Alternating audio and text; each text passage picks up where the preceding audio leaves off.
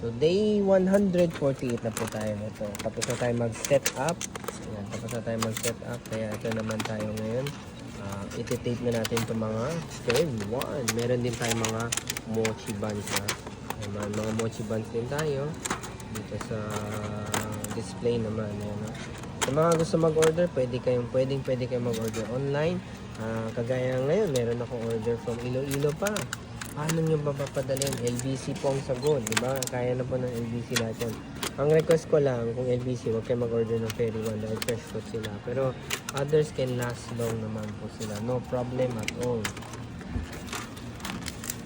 Kaya naman pa inaantay nyo, mag-comment kayo kung gusto mag-order or mag-direct message kayo sa FB ko, IG ko, TikTok, yan, no? Or meron din tayo, sa link kasi, sa bio ko po kasi may link tayo.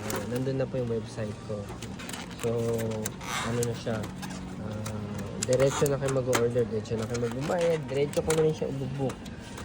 Basta kaya po ng Lalamove, pwede po same day delivery, okay? Basta kaya ng Lalamove, same day delivery, pwede po yan. Okay?